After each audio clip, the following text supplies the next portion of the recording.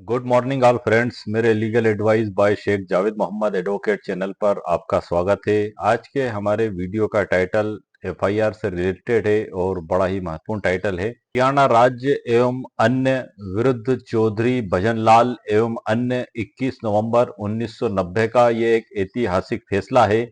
इसमें एफआईआर को किस कंडीशन में रद्द किया जा सकता है, उसके कुल 7 आधार इसमें बताए गए हैं। आज का वीडियो हर उस व्यक्ति के लिए बड़ा महत्वपूर्ण है जिसको एफआईआर झूठी दर्ज कराकर झूठे केस में फंसा दिया गया है। ये मामला सुप्रीम कोर्ट के द्वारा सिर्फ इसमें फैसला ही नहीं दिया गया बल्कि इसमें 7 दिशा निर्देश भी दिए गए हैं कि एफआईआर को किस कंडीशन में दर्ज किया जाएगा। हालांकि ललिता कुमारी विरुद्ध उत्तर प्रदेश राज्य 2013-14 का जो सुप्रीम कोर्ट ऑफ इंडिया का फैसला है उसमें बिल्कुल बताया गया है कि यदि किसी भी व्यक्ति के साथ गंभीर प्रकृति का मामला होता है तो एफआईआर दर्ज की जाएगी, उसमें टाल मटोल नहीं की जाएगी। यहाँ पर स्थिति अलग हो गई और यहाँ पर स्थिति अलग हो गई कि आपने किसी पे झूठे इल्जामात लगा दिए और बगैर कोई इन्वेस्टिगेशन किए, बगैर कोई जांच पड़ताल किए और सीधी से एफआईआर दर्ज कर ली गई, तो इस पे रोक लगाई गई है। इस फैसले में जो महत्वपूर्ण बातें बताई गई हैं उसमें सबसे महत्वपूर्ण बात यह है, श्री भजन लाल हरियाणा राज्य के मुख्यमंत्री और मंत्री के पद पर थे। उस समय उनके राजनीतिक प्रतिद्वंदी द्वारा उन पर इल्जाम लगाते हुए भ्रष्टाचार का एक शिकायत डीजीपी महोदय, पुलिस महानिदेशक महोदय को दी, जिसमें उनके ऊपर ये इल्जाम लगाए कि इन्होंने आय से अधिक संपत्ति अर्जित की है भ्रष्टाचार करते हुए। पुलिस अधीक्षक महोदय के द्वारा इसमें भ्रष्टाचार निवारण अधिनियम के तहत जांच प्रारंभ की गई और जांच में एक गैर अधिकृत इंस्पेक्टर साहब को इसकी जांच का जिम्मा दिया गया, जबकि विधि अनुसार ये वरिष्ठ अधिकारियों से इसकी जांच कराई जानी थी और उनपे अत्यधिक जल्दबाजी करते हुए एफआईआर दर्ज कर ली गई। उनके विरुद्ध हाईकोर्ट में रिट याचिका लगाई गई, वहां पर उनके पक्ष में फैसला दिया गया, सुप्रीम कोर्ट से भी उनके पक्ष में फैसला दिया गया। साथ ही इसमें बड़े ही महत्वपूर्ण दिशा निर्देश दिए गए हैं। तो आज का जो पूरा जजमेंट है चौधरी भजनलाल जी का, ये मेरे द्वारा डिजिटल ई बुक में पूरा जजमेंट आप लोगों के लिए लिखकर तैयार किया गया है। उस जजमेंट के तथ्य कुछ मैंने आपको बताए हैं, आगे की जानकारी मैं आपको उस डिजिटल ई बुक के अंदर से दूंगा। और कुल 7 पॉइंट जो सुप्रीम कोर्ट ऑफ इंडिया ने जजमेंट के पैरा क्रमांक 8.1 में दिए हैं वो वर्ड टू वर्ड भी मैं आपको पढ़ के बताऊंगा और इस पूरे जजमेंट की सरल व्याख्या भी मैंने इसमें की है। इस जजमेंट का इस्तेमाल एक आम व्यक्ति के द्वारा वहां किया जा सकता है जहां उसके ऊपर झूठी एफआईआर दर्ज कर ली गई है। तो ऐसी कंडीशन में इसमें जो दिशा निर्देश दिए गए हैं उन दिशा निर्देशों के तहत जो गाइडलाइन दी गई है वो संपूर्ण जो है कि ऑल इंडिया में तमाम जो जुडिशियल मजिस्ट्रेट हैं और मजिस्ट्रेट हैं उन सबके समक्ष यदि या थाने पे एफआईआर दर्ज की जाती है या आपको कभी कोर्ट में आवश्यकता पड़ती है तो इस साइटेशन का आप उपयोग वहां भी कर सकते हैं। तो मैं आपको अब आगे की जानकारी सर उसी के अंदर से दूंगा। आइए सर, लेट्स गो। प्रकरण के तथ्य तो सर मैंने आपको कुछ कुछ तो आपको बता दिए। अब इसमें जो विवाद का मुख्य कारण है वो देख लेते हैं। ये मैंने सरल व्याख्या सर डिजिटल ई बुक में से की हुई है, उसी के अंदर से मैं आपको जानकारी दे रहा हूँ। पूरा जो मुख्य जजमेंट है वो इसी डिजिटल ई बुक में ऊपर की ओर मैंने आप लोगों के लिए लिख के रखा है। जो ये ही वो जजमेंट है जिसमें 7 आधार बताए गए हैं। ये फैसला सर उन लोगों के लिए भी बड़ा लाभकारी है जिनके साथ गंभीर प्रकृति का अपराध तो हुआ है, उन्होंने एफआईआर तो दर्ज कर दी है लेकिन पुलिस ने उसमें एफआर लगा दिया है, खात्मा खारिजी कर दी है, फाइनल रिपोर्ट कोर्ट में पेश कर दी है, जबकि उनके साथ गंभीर प्रकृति का अपराध हुआ है। तो ये जो फैसला है सुप्रीम कोर्ट ऑफ इंडिया का चौधरी भजनलाल जी का 1990 का, इसमें दिए गए दिशा निर्देश इसी बात पर आपको मदद कर सकते हैं कि उनके ऊपर जो एफआईआर दर्ज की गई थी उसे हाईकोर्ट ने निरस्त कर दिया। तो एकदम से हाईकोर्ट गंभीर प्रकृति के मामलों में जिसमें अपराध बनना पाया जाता है उन एफआईआर को निरस्त नहीं कर सकती और 7 दिशा निर्देशों का पालन करने के बाद ही उन एफआईआर को रद्द किया जा सकता है, जो गाइडलाइन दी गई है। अब मैं वर्ड टू वर्ड पढ़ के बता रहा हूं सर, आप ध्यान से सुनिएगा। ये उसका अनुवाद मैंने लिखा हुआ है पूरा। इसमें थोड़ा सा अनुच्छेद 226 का हवाला बता दूं मैं आपको कि दंड प्रक्रिया संहिता की धारा 226 के तहत असाधारण शक्ति या धारा 482 के तहत अंतर्निहित शक्ति अब 528 कर दी गई है सर बीएनएस से 2024 में। शक्तियों के प्रयोग में निम्नलिखित श्रेणियों के मामलों को उदाहरण के तौर पर दिया गया है। अब इसमें जो नंबर का है मैं आपको बता देता हूं, 7 पॉइंट जो बताए गए का है।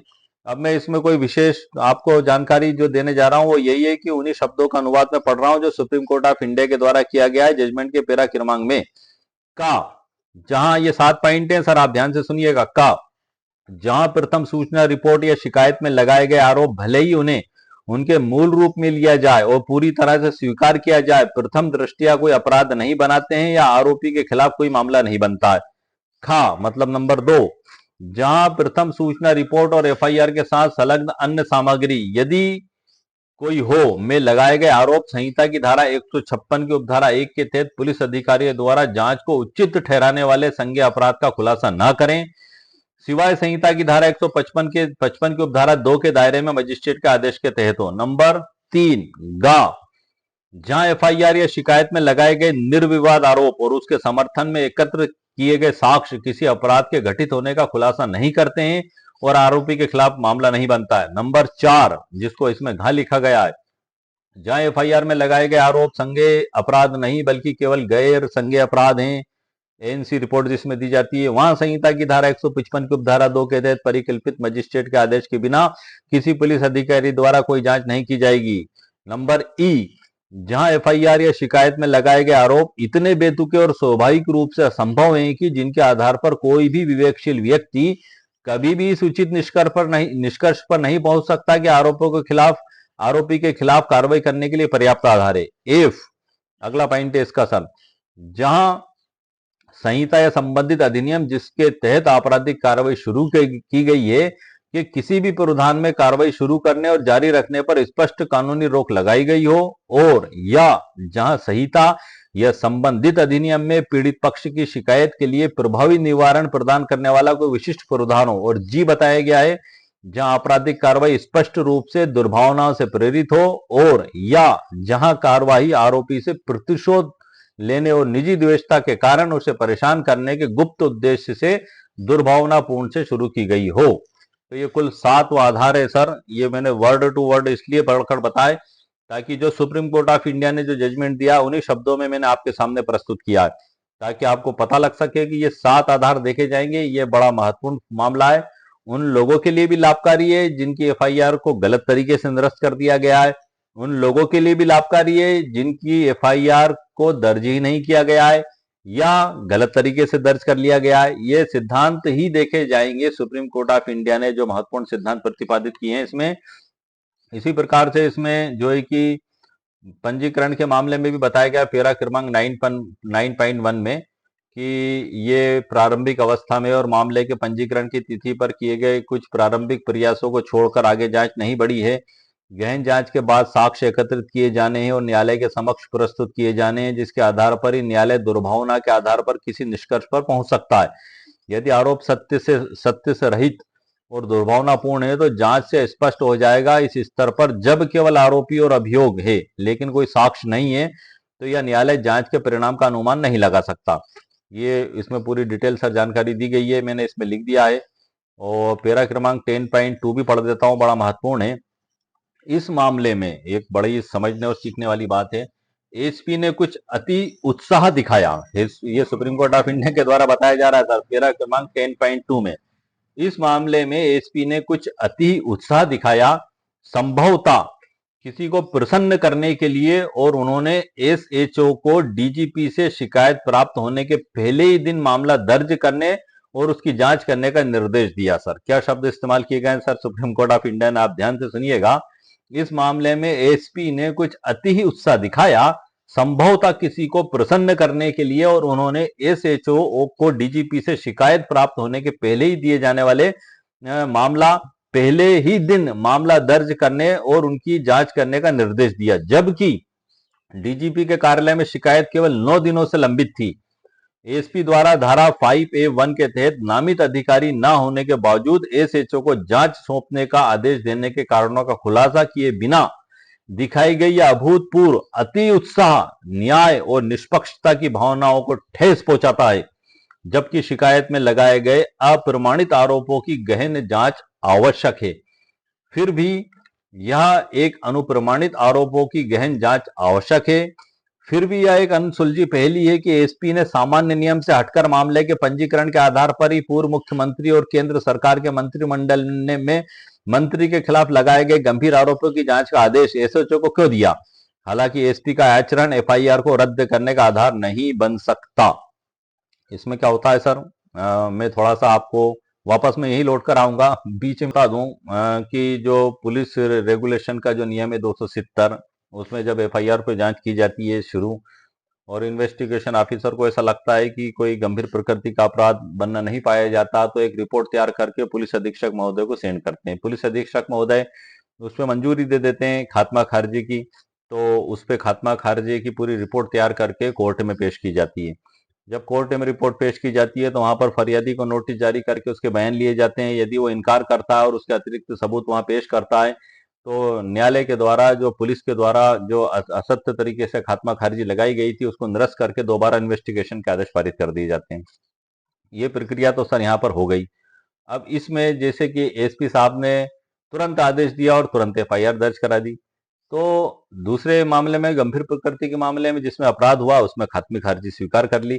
तो ये सभी असमानताएं, ये सभी असंतुलनों को दूर करने के लिए सुप्रीम कोर्ट ऑफ इंडिया ने इसमें 7 गाइडलाइन दी है। जैसा कि हमारे एक मामले में मैंने आपको अभी बताया था, 30,37,500 की फाइनेंशियल फ्रॉड की रिपोर्ट थी। इन्वेस्टिगेशन ऑफिसर को सारे डॉक्यूमेंट्स दिए जा चुके थे, लेकिन काफी उसमें जो है कि डिले हुआ, और जो 3 ट्रांजेक्शन्स थे, उन 3 ट्रांजेक्शन्स में से 2 को रिकॉर्ड पे नहीं लिया गया केस डायरी में। एक को लेकर ये बताया गया कि कोई अपराध बनना नहीं पाया जाता है। पुलिस रिपोर्ट में जो जुडिशियल मजिस्ट्रेट के समक्ष 175/3 बीएनएस 2023 का जो मामला था, उसमें पुलिस रिपोर्ट पेश की और ये बताया कि हम इसको सीजीएम साहब के यहाँ पेश करेंगे, यहाँ पर हम पेश नहीं करेंगे। और यह कहते हुए वहां पर पेश कर दी गई, और उसमें भी जो लिखा गया, उसमें लिखा गया जो पुलिस रिपोर्ट में है कि अपराधी के द्वारा, मतलब आरोपी के द्वारा यह बताया गया कि उसने फरियादी को जो कंपनी का खाता दिया था, ये स्वीकार किया उसने, और उसमें सभी लोग पैसा जमा कराते थे और वो कंपनी का ही खाता है, इसलिए ये हमारे द्वारा फरियादी को दिया गया। अब यहाँ पर आप गौर करिएगा कि पुलिस के द्वारा ये रिपोर्ट में लिख कर दिया जा रहा है आरोपी के कथनों को। उसके बाद आप एक और चीज समझिए कि उन्होंने जो रिटर्न में आवेदन दिया आरोपी गण ने, जिसके आधार पर खात्मा खारिजी लगाई गई, उस आवेदन में आरोपी गण ने ये लिखा कि ये जो अकाउंट हमारे द्वारा दिया गया था, ये कंपनी का अकाउंट नहीं था, इसका कंपनी से कोई ताल्लुक नहीं है, ना इस अकाउंट से हमारा ताल्लुक है, ये फरियादी के द्वारा ही इसमें जमा कराया गया, हमारा कोई लेना देना नहीं। तब दोनों चीजों में सर कंट्रोवर्सी हो चुकी है, आप खुद देख चुके हैं, रिकॉर्ड पर ही कंट्रोवर्सी हो चुकी है। उसके बाद भी खात्मा खारिजी उसमें लगाई जा रही है। तो ये मामले, दिशा निर्देश इसी प्रकार से बड़े महत्वपूर्ण योगदान रखते हैं। और उसमें जो आईओ के द्वारा जो बयान दिए गए, उसमें भी यही बताया गया कि इन्होंने अपनी मर्जी से पैसा जमा करा दिया, जबकि रिकॉर्ड से सब कुछ स्पष्ट है। 2 बैंक ट्रांजैक्शन तो सीधा आरोपीगण के खाते में ही जमा कराए गए पैसे, उसको कैसे छिपा सकते हैं, कैसे जुटला सकते हैं? 2,37,500 के और 1 लाख रुपए के तो सीधे आरोपीगण के खाते में गए। बड़ा अमाउंट 27 लाख लेने के लिए उन्होंने पहले से ही सोची समझी साजिश के तहत एक करंट अकाउंट खुलवाया, और वो अकाउंट नंबर फरियादी के घर पर आकर दिया कि आप इसमें 27 लाख रुपए जमा कराएं, और व्हाट्सएप पर भी उस अकाउंट नंबर का मैसेज दिया। उस अकाउंट नंबर की चेक बुक का, असल चेक का फोटो भी खींचकर भेजा कि वो ये कहा कि इस चेक बुक के ऊपर अकाउंट नंबर लिखा रहता है, इससे आप मिलान कर लें, उसके बाद पैसा जमा कराएं। जब पैसा जमा हो गया तो उसके बाद उसकी प्राप्ति अभिस्वीकृति रसीद भी दी। आरोपी के द्वारा व्हाट्सएप पर फरियादी को लिखकर भेजा गया कि हमें 27 लाख रुपए प्राप्त हो चुके हैं। इतना सब कुछ रिकॉर्ड पे होने के बाद और इतनी कंट्रोवर्सी होने के बाद भी एफआईआर पे खात्मा खारिजी आखिर आईओ के द्वारा क्यों लगाई गई, और पुलिस अधीक्षक महोदय के द्वारा उसको बिना कोई जांच पड़ताल किए मंजूरी कैसे दे दी गई? हालांकि पुलिस अधिकारी के कार्य हैं, ये उनके कार्य हैं, उनके द्वारा कर दिए गए। अब न्यायालय के द्वारा उनका कार्य देखा जाता है। न्यायालय हर चीज को देखेगा। और ये चौधरी भजन लाल जी का जो मामला है, ये बड़ा ही महत्वपूर्ण मामला है। ये मैं आपको थोड़ा सा बता दूं, जो फाइनेंशियल फ्रॉड का जो मैंने अक्सर मेरे कई वीडियो में उदाहरण दिया है, कंपनी के एजेंट बनकर आए थे, झूठ बोलकर धोखाधड़ी और ठगी करने की मंशा से उनके द्वारा पैसे लिए गए थे। जिस कंपनी का नाम बताया गया था वो कंपनी भी फर्जी थी, उसका कोई वजूद ही नहीं था। यहाँ पर सिर्फ विश्वास में और भरोसे में फरियादी के द्वारा पैसा दिया गया था। फरियादी भी पढ़ा लिखा समझदार है, ऐसा नहीं है, लेकिन वो उन आरोपी गण में से एक आरोपी को बचपन से जानता था, पारिवारिक संबंध थे। 14 महीने की बात कहकर उनके सिर्फ 14 महीने में पूरा पैसा वापस हो जाएगा, ये कहते हुए उससे पैसे लिए गए थे। ये आश्वासन भी दिलाया गया था कि आप हमें बचपन से जानते हैं, एक दूसरे के परिवारों को जानते हैं, हमारी चल अचल संपत्ति यही है, हम कहीं भागेंगे नहीं, यदि आपका पैसा भी डूबता है तो आप हमसे पूरा पैसा ले लेना। इस प्रकार का उसको आश्वासन भी सर दिया गया है। और कभी कभी ऐसी गलती हो जाती है भरोसे में भी, लेकिन इसका ये मतलब नहीं है कि यदि कोई मकान मालिक भूल से या गलती से उसके मकान का दरवाजा लगाना भूल जाए और चोर घुसकर चोरी कर ले जाए, और ये तर्क सामने रखा जाए कि आपने तो दरवाजा ही नहीं लगाया। अरे भाई ठीक है, उन्होंने विश्वास में या भूल में दरवाजा लगाना भूल गए, तो इसका मतलब ये थोड़ी ही है कि चोर को चोरी से मुक्त कर दिया जाएगा, वो तो सजा का अधिकारी होगा ही। तो इसमें आरोपीगण के द्वारा एक झूठ फैलाया गया और पुलिस की उसमें हाँ में हाँ मिलाई गई। आरोपीगण के द्वारा झूठ फैलाया गया कि हमारा, अच्छा इसमें एक थोड़ा सा मामला ये हुआ था कि एफआईआर में जो एफआईआर दर्ज कराई गई थी वो 27 लाख रुपए के संबंध में दर्ज कराई गई थी। उस समय फरियादी के पास 1 लाख का ट्रांजेक्शन का रिकॉर्ड मौजूद नहीं था। इधर 2,37,500 की जो दूसरी चीटिंग की गई थी उनके द्वारा थाने पर अलग रिपोर्ट दर्ज कराई गई थी। दोनों फरियादी एक ही परिवार के सदस्य थे, दोनों के साथ एक जैसी चीटिंग इन आरोपीगण के द्वारा की गई थी। तो 2,37,000 की रिपोर्ट को तो दबा दिया गया, उस पर तो कोई कार्रवाई नहीं की गई, ना एफआईआर दर्ज की गई, ना जांच की गई। 1 लाख का, अच्छा इसमें एक और महत्वपूर्ण बात है, जो अभियुक्तगण को फायदा पहुंचाने का जो मकसद जो निकल कर सामने आता है, यदि हम कानूनी रूप से इसका विश्लेषण करें, यदि तीनों ट्रांजैक्शन को रिकॉर्ड पे लिया जाता तो दोनों फरियादी की एक ही एफआईआर दर्ज की जा सकती थी, क्योंकि आरोपीगण एक ही थे, एक ही परिवार के सदस्य थे फरियादीगण भी, तो एक ही एफआईआर में दोनों के नाम हो सकते थे। लेकिन इसको खंडित किया कर दिया गया, दो ट्रांजेक्शन को हटा दिया गया उसमें से, और एक को ही रखा गया जो मूल ट्रांजेक्शन था। तो हालांकि ये सारे रिकॉर्ड सीजीएम साहब के समक्ष रिकॉर्ड पे हमारे द्वारा पेश किए जा चुके हैं। पूरा उम्मीद है, पूरा विश्वास है कि कहीं ना कहीं तो जस्टिस होगा, क्योंकि फरियादी के पास से तो 30,37,500 जा चुके हैं। आरोपीगण ने झूठ बोलकर धोखाधड़ी से ले लिए, वो उन्हीं के पास है। अब ये उसको हड़पने के लिए नई नई योजनाएं बना के नए नए झूठ घड़कर सामने ला रहे हैं।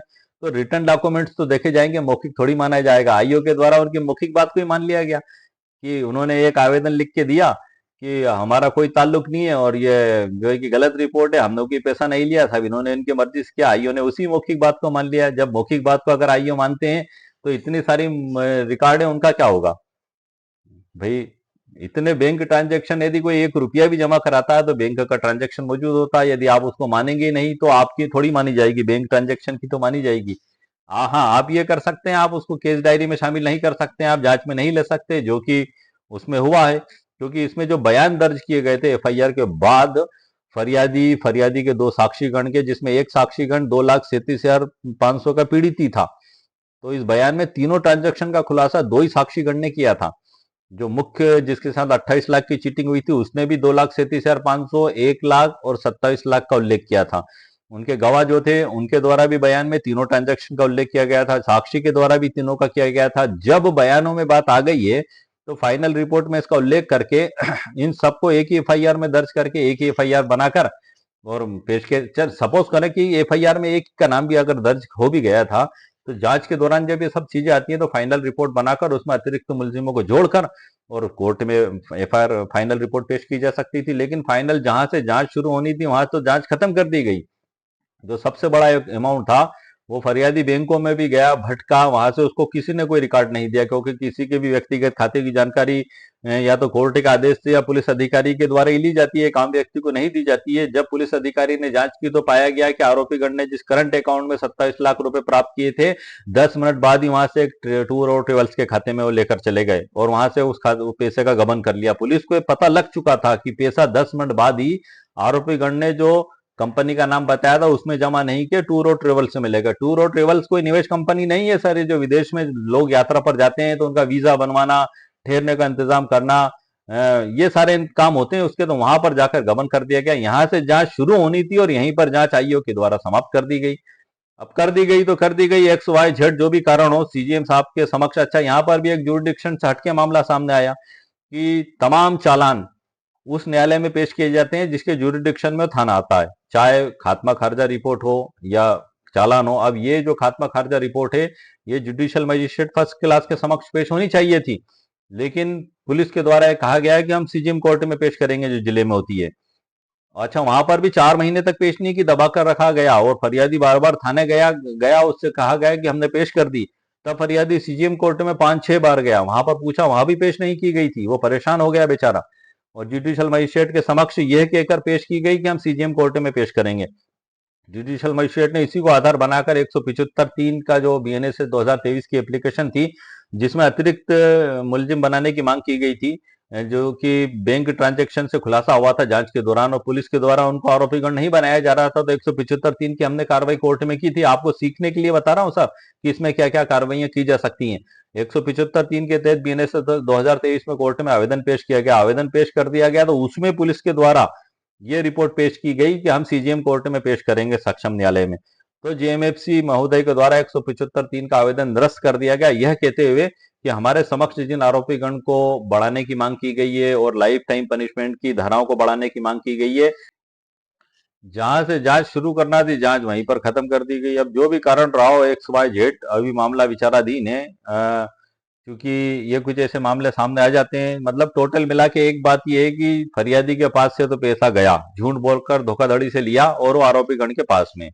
अब उसको हड़पने के लिए एक्स वाई जेड जो भी कारण रखे गए हों और इन्वेस्टिगेशन जो भी कार्रवाई की गई हो, हालांकि अभी थाना प्रभारी महोदय को थाना प्रभारी के पद से हटाकर लाइन अटैच कर दिया गया है। कोई अन्य आरोप उसमें लगाए गए थे, ये टीवी चैनलों पर, न्यूज चैनलों पर ये न्यूज भी दिखाई गई। अब वो जो भी कारण रहे हो, लेकिन हमारे द्वारा तो फरियादी की ओर से पूरा भरसक प्रयास किया जा रहा है कि उसको जस्टिस हो सके और उसके पैसे कहीं ना कहीं मिल सकें और अपराधी को कड़ी से कड़ी सजा मिल सके। यहाँ पर एक बात और मैं बता दूं कि फरियादी के द्वारा उसकी खेती की जमीन बेची गई थी, और आरोपी में से जो एक आरोपी उसको बचपन से जानता था, उसको पूरा ज्ञान था कि इनके पास पैसा मौजूद है। उन्होंने एक चाल चली, एक योजना बनाई, एक षड्यंत्र रचा और षड्यंत्र के तहत ही झूठ बोलकर ठगी की घटना को अंजाम दिया गया। ये सारी चीजें, अच्छा इससे पहले भी इनके द्वारा एक और घटना कर दी गई थी 1 महीने पहले ही, 8,60,000 की, उसका भी चालान कोर्ट में पेश था। वहां सब जानकारी थी पुलिस को। 3 बार पुलिस ने जमानत में आपत्ति पेश की थी उसमें इन्हीं आरोपी गण की कि गुंडे, बदमाश, ठग, समाज के लिए खतरा है, इनकी जमानत नहीं ली जाए। जमानत निरस्त हुई, 10 दिन मुलजिम जेल में रहा। वहां से उसने उसके संपर्क किया उसके गुरुओं के द्वारा, वो 8,60,000 की चीटिंग जिनके साथ की थी और उनके पैसे भी लौटाए। तब उन्होंने शपथ पत्र लिख के दिया कि इसकी जमानत में आपत्ति नहीं, तब उसकी जमानत हुई। सारा रिकॉर्ड भी आईओ के समक्ष, पुलिस अधिकारी महोदय के समक्ष पेश किया जा चुका था। लेकिन पुलिस अधिकारी महोदय के द्वारा, आईओ के द्वारा इस पे कोई जांच नहीं की गई, कोई रिकॉर्ड पे नहीं लिया गया। जो 2 ट्रांजेक्शन थे उनको भी जांच में नहीं लिया गया।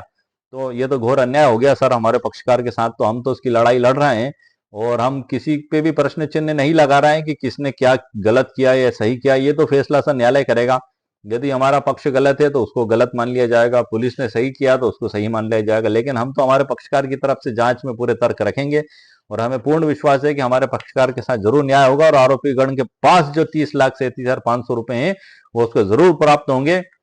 एक लंबी लड़ाई इंसान को लड़ना पड़ती है सर जब भी ऐसा मामला आता है।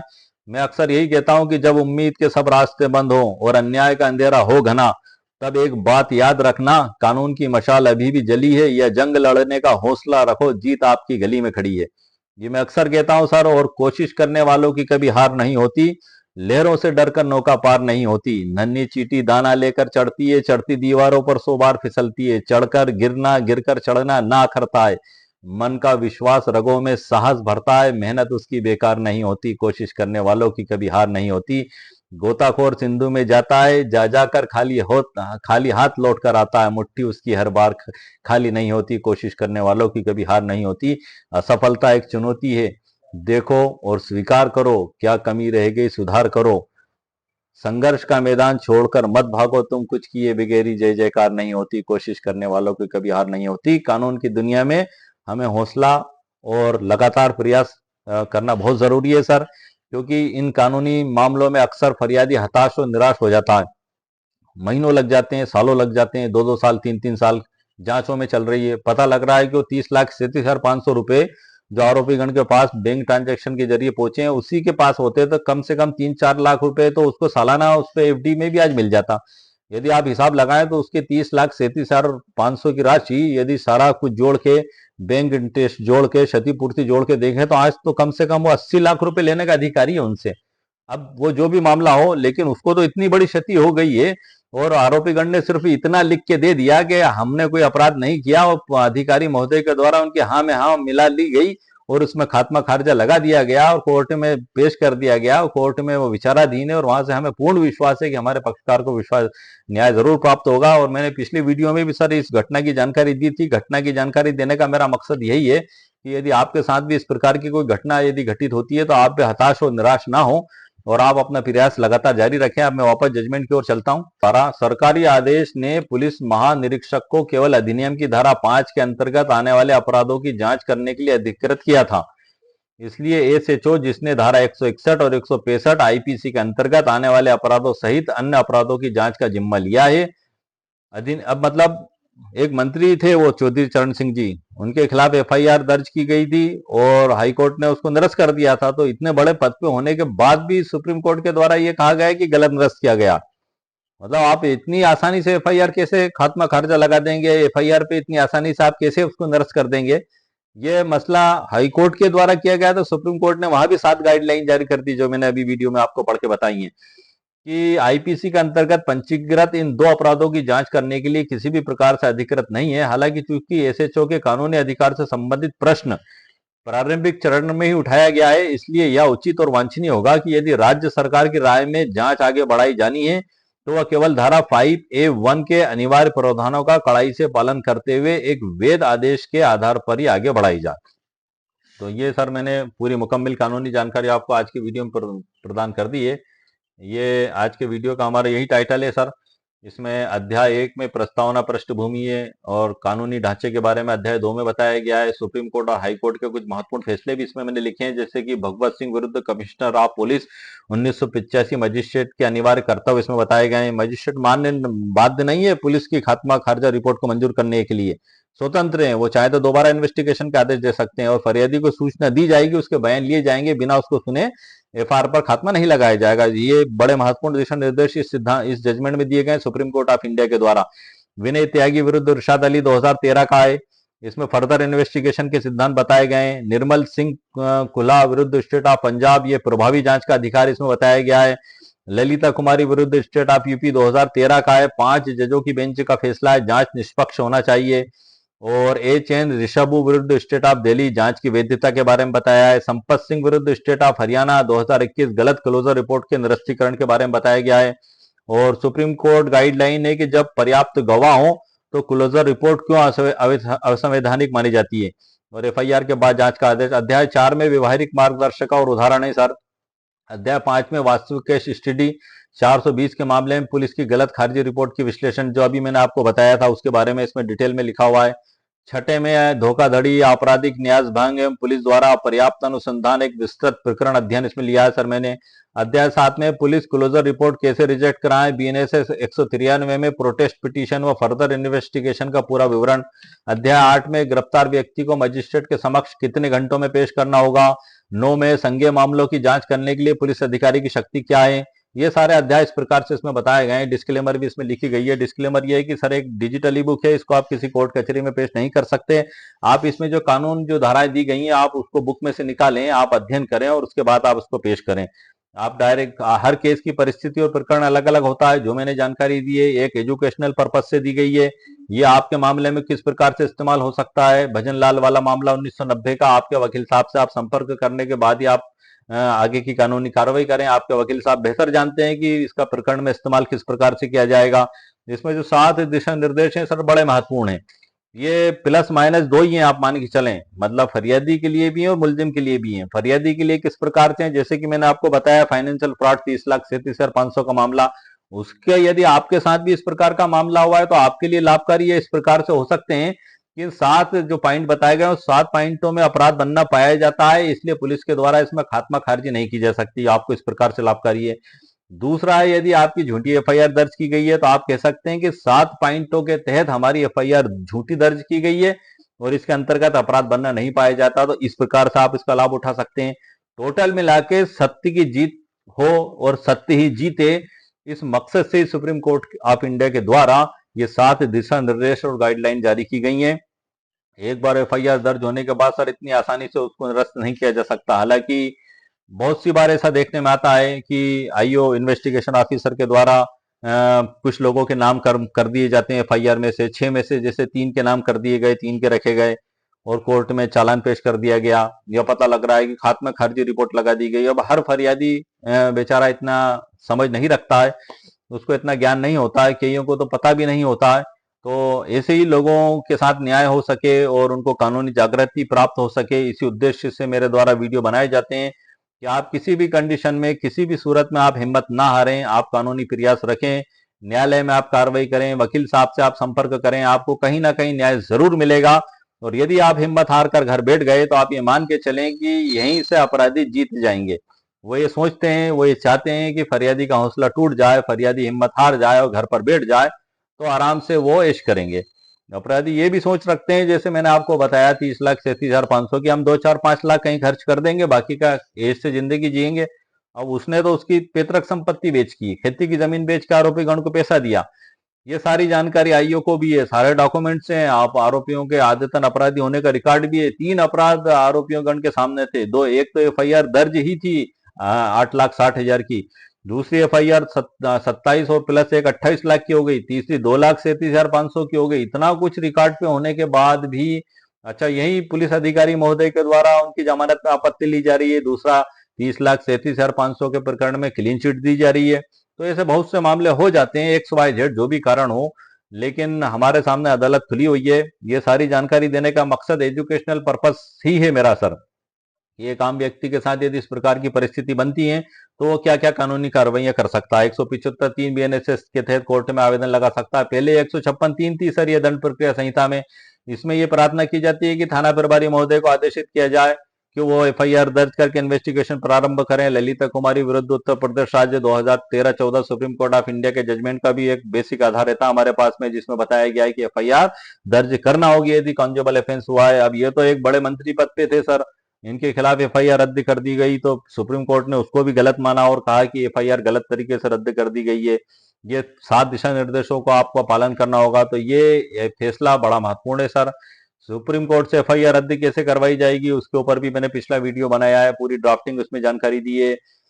173 में एफआईआर दर्ज की जाती है। 173 की उपधारा 4 के तहत पुलिस अधीक्षक महोदय को आवेदन तब दिया जाएगा जब थाना प्रभारी द्वारा आपकी रिपोर्ट पर एफआईआर दर्ज नहीं की जा रही है। तो एसपी साहब को आवेदन देने की ड्राफ्ट के ऊपर भी स्पेशल वीडियो बना चुका हूं, मेरे चैनल पर अपलोडेड है। और उसके बाद रजिस्टर्ड डाक से दिया जाएगा। और 175 की उपधारा 3 के तहत कोर्ट में जब हम आवेदन पेश करेंगे एफआईआर दर्ज करने का, निवेदन करने का, तो उसके साथ ये सारे डॉक्यूमेंट्स लगाए जाएंगे जो एसपी साहब को आपने आवेदन दिया है, पोस्ट ऑफिस की रसीद, प्राप्ति अभिस्वीकृति रसीद, थाने पर दिए गए आवेदन की प्राप्ति, और आपके पास मौजूद तमाम गवाह डॉक्यूमेंट्स आपको कोर्ट में पेश करना होंगे। और ये 175(3) में शपथ पत्र लगाना नेसेसरी है। शपथ पत्र के अंदर ये लिखना होगा कि ये कार्रवाई हमारे द्वारा की गई है। शपथ पत्र की ड्राफ्ट पे भी सर मैं स्पेशल वीडियो बना चुका हूं। यदि किसी का नाम झूठा एफआईआर में दर्ज कर लिया गया है तो सबसे पहले आपको आईओ को ही सारे डॉक्यूमेंट देना होंगे। यदि आईओ के द्वारा आपकी सुनवाई नहीं की जाती है तो एसपी साहब को आपको आवेदन देना होगा। तो ऐसी दशा में एसपी साहब का आवेदन देने में आपको क्या क्या सावधानियां बरतना है, किस प्रकार से लिख कर देना है, उसके ऊपर भी मैं स्पेशल वीडियो बना चुका हूं, मेरे चैनल पर अपलोडेड है। तकरीबन 100 के करीब वीडियो सर में एफआईआर 173, 175, 176 और 348 और 385 के ऊपर मैं बना चुका हूँ। 385 में कि यदि किसी मुलजिम का नाम हटा दिया गया है एफआईआर में से तो आप बयान के दौरान भी जज साहब के समक्ष उसका नाम बता सकते हैं और उसने जो अपराध किया पूरा अपराध का विवरण आप बयान में बता सकते हैं। उससे रिलेटेड डॉक्यूमेंट्स आप पेश कर सकते हैं तो उसको दोबारा जांच में शामिल कर लिया जाएगा, कोर्ट से नोटिस जारी कर दिया जाएगा। चार्ज पे आप बहस कर सकते हैं, उस पर हो सकता है। उसके बाद आप चाहें तो 175(3) अलग से भी आप पेश कर सकते हैं। ऐसी बहुत सी कार्रवाइयां होती हैं और निर्दोष यदि फंसाया गया तो आप हाईकोर्ट में सीधे याचिका भी लगा सकते हैं। लेकिन ये अपराधियों के लिए नहीं है सर, वो निरपराधियों के लिए है जिनको वास्तव में झूठा फंसाया गया है। क्योंकि आप वहां जाएंगे तो आपको लेने के देने भी पड़ सकते हैं, यदि कोई अपराधी खड़ा हो जाएगा तो बचने की बजाय और फंस जाएगा। तो इसलिए अपराध करने से बचें और यदि किसी के साथ कोई घटना घटित हो गई है तो उचित कानूनी कार्रवाई कर सके, इसी मकसद से मेरे द्वारा वीडियो बनाया गया है। और आज का वीडियो सर मुख्यतः इसी फैसले पर आधारित था। उम्मीद है आपको मेरा वीडियो पसंद आया होगा। ये जिस डिजिटल ई बुक के अंदर से मैंने जानकारी दी है उसकी लिंक वीडियो के नीचे डिस्क्रिप्शन बॉक्स में मेरे द्वारा दे दी गई है। यदि आपको आवश्यकता महसूस हो तो आप उसको खरीद भी सकते हैं। तो आज के वीडियो में सर मैंने आपको मुकम्मल कानूनी जानकारी दे दी है। उम्मीद है आपको मेरा वीडियो पसंद आया होगा। मेरे वीडियो को आप लाइक भी करें, शेयर भी करें और सब्सक्राइब भी करें। ओके, शुक्रिया, थैंक यू सर।